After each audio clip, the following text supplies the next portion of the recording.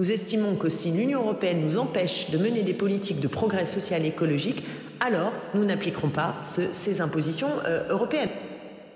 À l'occasion des élections parlementaires, la France insoumise a récemment lancé un nouveau mot d'ordre, la désobéissance à l'Europe.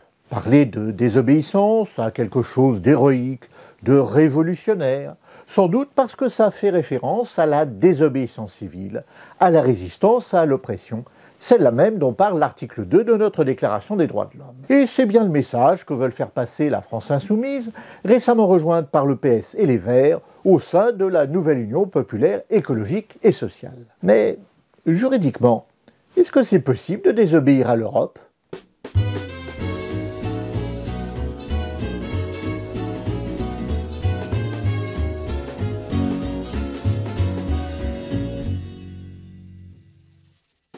Avant de commencer, petit rappel.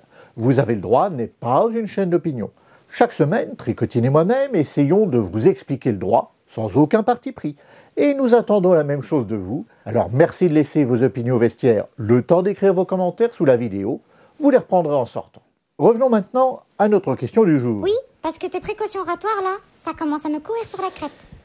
Est-il possible juridiquement de désobéir à l'Europe ? Voyons ce que nous dit la Constitution française actuelle, celle de 1958. C'est l'article 55 qui s'y colle. Les traités ou accords ont, dès leur publication, une autorité supérieure à celle des lois. C'est-à-dire que lorsque la France signe un traité ou un accord international, il va s'appliquer immédiatement en droit français. Ça, c'est le principe général applicable à tous les traités, dont les traités européens. La Cour de cassation l'a reconnu dès 1975 dans sa jurisprudence dite des cafés Jacques Vabre, et le Conseil d'État, dans son rôle de juge administratif suprême, a suivi 15 ans plus tard avec son arrêt Niccolo. Alors en pratique, qu'est-ce que ça veut dire ?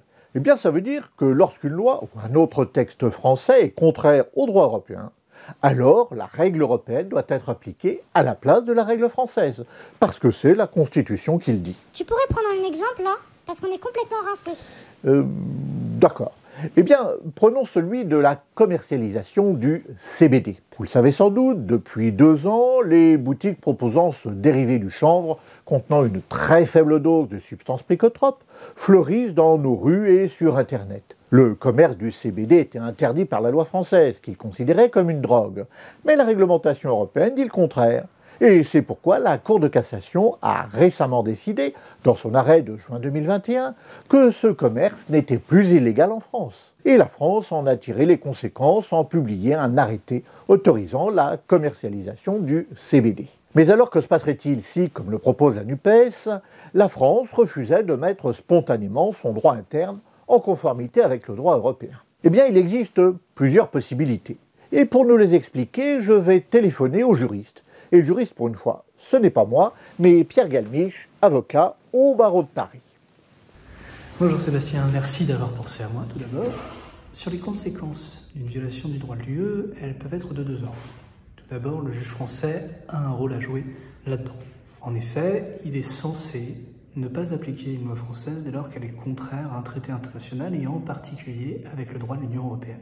C'est notamment le cas de l'arrêt de la Cour de cassation que vous avez cité de 2021 dans cette affaire sur le CBD, dans lequel, ce qui est intéressant et ce qui est assez parlant, c'est que la Cour cite explicitement un arrêt de la Cour de justice de l'Union européenne, l'arrêt Canavapé, qui avait fait pas mal parler de lui, qui avait considéré que la France, en interdisant la commercialisation de CBD, qui avait pourtant été produit légalement dans un autre État membre, en l'occurrence la République tchèque, violait le principe de libre circulation des marchandises. La Cour de justice avait considéré que le CBD n'est pas un stupéfiant et donc il n'y a pas d'objectif de santé publique qui peuvent permettre de contrevenir au principe de libre circulation des marchandises. Le juge français peut avoir d'autres rôles à jouer. Déjà, le droit de l'Union européenne a, dans certains cas, une application directe dans les relations entre individus. C'est le cas des règlements européens, des sortes de décrets fixés au niveau européen. Par ailleurs, je vais donner un exemple assez parlant sur le rôle de l'État dans l'économie, c'est le cas du droit des aides d'État. Les traités européens encadrent l'allocation d'aides publiques aux entreprises, ce qu'on appelle les aides d'État. C'est-à-dire qu'en principe, elles sont interdites, elles peuvent cependant être autorisées par la Commission européenne. Dans ce cadre-là, le juge national a un rôle à jouer, c'est de vérifier que les procédures ont bien été suivies C'est ce qu'on appelle savoir si l'aide a été légale ou pas. Si l'aide est considérée comme illégale, c'est-à-dire si elle n'a pas été notifiée à la commission, à ce moment-là, le juge peut ordonner sa récupération. Ça, c'est le rôle du juge français.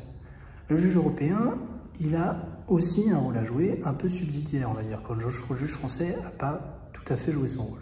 Déjà, il y a des cas particuliers. Le cas des aides d'État, par exemple, la Commission européenne a une compétence exclusive pour juger de la compatibilité d'une aide avec le marché intérieur, ce qui lui permet notamment, quand il constate l'incompatibilité d'une aide, d'ordonner sa récupération.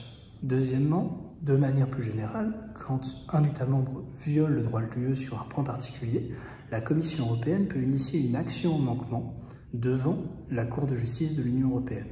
Et la Cour de justice peut condamner l'État pour manquement au droit de l'Union européenne. Si jamais l'État continue à violer le droit de l'Union européenne sur ce point en particulier, la Commission peut initier à nouveau une procédure en manquement qui peut entraîner une deuxième condamnation et en cas de deuxième condamnation, une sanction financière peut être infligée.